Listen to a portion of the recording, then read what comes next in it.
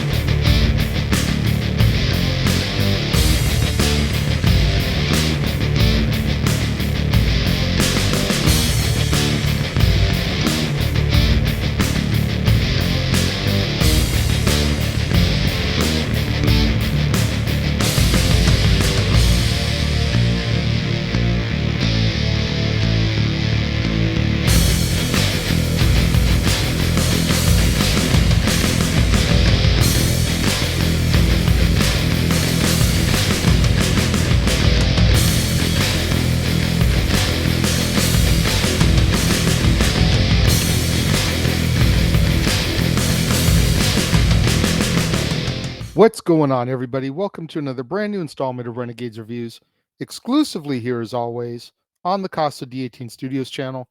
I, of course, am your host, the Renegade J.J. Williams, and it's time to start another week of musicals, and we're kicking off this week with Les Misérables, starring Hugh Jackman, Russell Crowe, Anne Hathaway, Amanda Seyfried, Eddie Redmayne, Helena Bonham Carter, and Sacha Baron Cohen. What's going on, everybody? Thank you for joining me here once again for another brand new installment of Renegades Reviews. As I said in the introduction, another week of musicals here on the Casa D18 Studios channel on Renegades Reviews, kicking the week off with Les Misérables. And our movie opens in the year 1815 as French prisoner Jean Valjean is released from the Bagni of Toulon after completing a 19-year sentence for stealing bread for his nephew. Now, his paroled status prevents him from being able to find work or accommodations, but he is taken in and sheltered by the kindly Bishop of Digny. When Valjean attempts to steal his silverware, he is captured by the police. However, the bishop claims that he gave him the silver and tells him to use it to begin living an honest life. Moved by this, Valjean breaks his parole and assumes a new identity with intent for redeeming others. 8 years later, Valjean is now the mayor of Montreuil Pas de Calais and is a respected factory owner. He is startled when Javert, a former Toulon prison guard, arrives as his new chief of police. When he witnesses Valjean rescue a worker who is trapped under a cart, Javert begins to suspect Valjean's true identity. Meanwhile, one of Valjean's workers, Fantine, is fired by the foreman when she is revealed to have an illegitimate daughter, Cosette, living with the greedy Thénardier family, to whom she sends her earnings. Now out on the streets and increasingly unwell, Fantine sells her hair, teeth, and eventually sexual favors in order to support Cosette. Javert arrests her when she attacks an abusive customer, but Valjean recognizes her and takes her to the hospital. Learning that a man has been wrongly identified as him, Valjean reveals his true identity to the courts before returning to the dying Fantine, promising to care for Cosette. Javert arrives to arrest him, but Valjean is able to escape to the Thénardiers' inn. Valjean pays Fantine's debts and then flees from Javert with Cosette. They hide in a convent, aided by the worker that he had rescued. 9 years later, Valjean has become a philanthropist to the people in Paris. General Lamarck, the only government official who was sympathetic to the poor, dies, and the revolutionist group, the Friends of the ABC, plot against the monarchy. Marius Pontmercy, a member of the Friends, falls in love with Cosette at first sight and asks Eponine, the Thénardier's daughter, to find her. He and Cosette meet and confess their love, while Eponine, who herself is in love with Marius, is left heartbroken. Thénardier attempts to rob Valjean's house, but Eponine stops him. Fearing that Javert is near, Valjean plans to flee to England with Cosette. She leaves a letter for Marius, which Eponine hides from him. During Lamarck's funeral procession, the revolt begins, and barricades are built across Paris.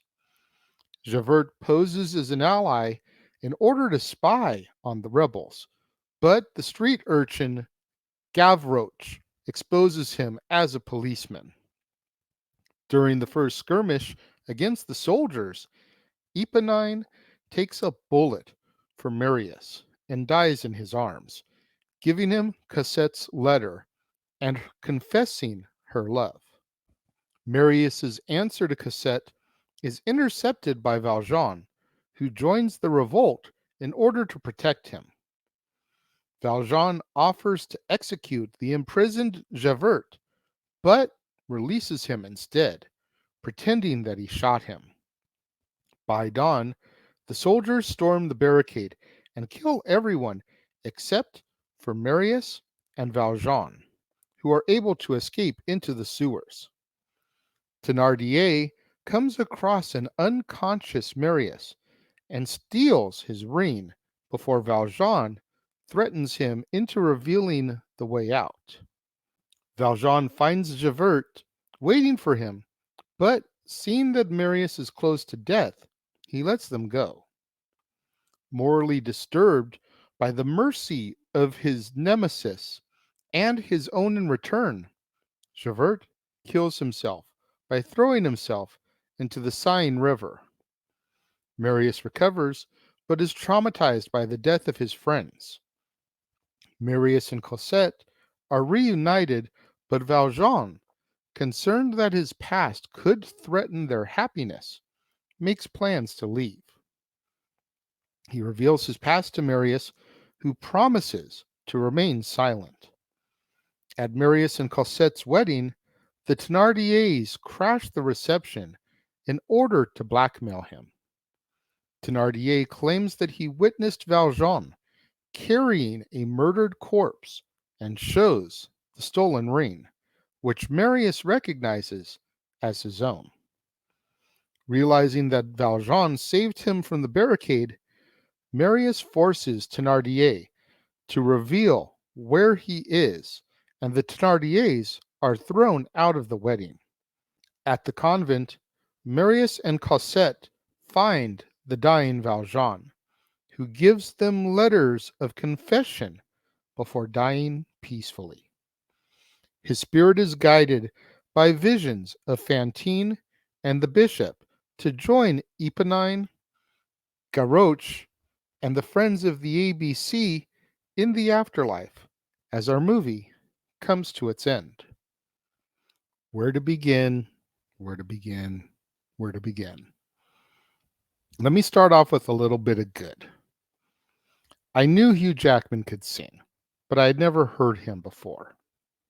So being able to hear him and Russell Crowe and Anne Hathaway sing the score of this movie, I did enjoy seeing that side of them.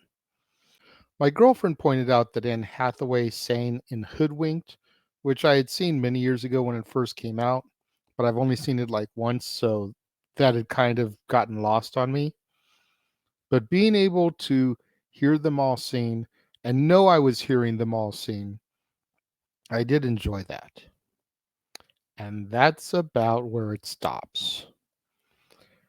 Everyone knows I'm not the biggest musical fanatic in the world. That's been well documented. And the musicals that I hate the most are the ones like this. The ones where they transition from song into song into song into song throughout the entire movie. I'm a little bit easier to deal with the musical when there's dialogue. There's dialogue driven story development. That way you can kind of keep up on what else is going on, because sometimes you don't catch everything when you hear it being sung, especially not the first time. So to sing a song and then have 5 or 10 minutes of dialogue, then to sing another song, it's a lot easier for me to follow some of these musicals. And this one did not do that. It just basically transitioned from one song into the next, for 2.5 hours. I was bored to tears. Now, when I go back and I read the transcript of what the story was about, it sounds like it was a very good story. However, it was a story that I was unable to follow through the confines of the film because the songs just were so overpowering.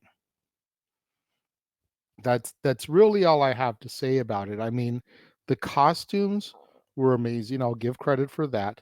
Same with the cinematography. You know, I do tend to enjoy period pieces, especially when they're done properly and you feel like you're really in that time with the settings and the shots and the wardrobe and everything, and even the dialogue and the way people speak. I can usually get into that stuff, but again, from the very first note until the end credits, there was maybe 5 minutes of dialogue throughout the entire 2.5 hour movie. And it just bored me. If people out there, if any of you guys know a version of Les Mis that does not have all the scening and is just the story acted out, send it my way, please, because I would almost be willing to bet that I would enjoy it more if it was a straight up movie.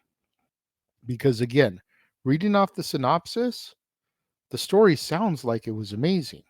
It was just hard to follow with all the songs. Keeping that in mind, when it comes to my review of the movie, it gets a half a star out of 5. I don't think I've rated any movie 0 stars yet. This one actually came pretty close. But if it hadn't been for the vocal abilities of Hugh Jackman, Russell Crowe, and Anne Hathaway, it probably would have been 0 stars. But I did enjoy getting to hear them sing. Just the songs really lost me after about the first, we'll say 20 minutes. At least until One Day More came on, the big song from Les Mis. I did enjoy that performance by everybody, but after about the first 20 minutes, I was ready to take a nap. Legit. 1/2 star of 5 when it comes to Les Mis. What do you guys think about it? Let me know. If you're watching the premiere, leave your thoughts and comments over here. If you're watching on demand later in the day, leave your thoughts and comments down here. Let's have that conversation, that discussion, that debate, that interaction that I'm always asking you guys for in the comments below. And make sure you guys tune in tomorrow, right here to the Casa D18 Studios channel, as we open up the doors once again for Stat Boy Sports Bar, featuring Dory Lou. The food is hot, the beer is ice cold, and the seats are warm, so pull up a bar stool and engage in some professional sports conversation with your barkeeps, Stat Boy Mike Caldwell and Dory Lou. And then later on that evening, the mothership is back, baby. Talk wrestling or anything with Jeff Meacham, 7:05 Pacific, 10:05 Eastern, immediately following WWE NXT. It'll be on the Jeff Meacham Network and across the Jeff Meacham Network multiverse of media, meaning that you can find it on NoDQ.com, the Greg Cherry brand, a Simple Man's brand, Jay Hebert Studios, Casa D18 Studios, and of course, the Jeff Meacham Network. You don't want to miss out on any of that content right here on the Casa D18 Studios channel, on the Jeff Meacham Network, across the Jeff Meacham Network multiverse of media. So much in store over the next couple weeks as we begin to wind down Musicals Month. You don't want to miss out on any of it, so make sure you smash that like button. Make sure you're subscribed. Make sure that notification bell is turned on so you don't miss out anytime a video drops right here on the Casa D18 Studios channel or anytime we go live, as is the case with Stat Boy Sports Bar, Open Mic Night, pay-per-view PLE coverage, etc. Share these videos with your family, friends, loved ones, coworkers, movie fanatics, cinephiles in your life, fans of Hugh Jackman, fans of Russell Crowe, fans of Anne Hathaway, fans of Helena Bonham Carter, fans of Sacha Baron Cohen, anybody you can think of that would enjoy this conversation and this video, share it with them. It's the only way we're going to boost my visibility up in YouTube's algorithms so I can eventually get monetized and make some money on my productions here, my content. Thank you once again to everyone who joined me and tuned in today. It means more to me than you'll ever know. And I will see you guys next time.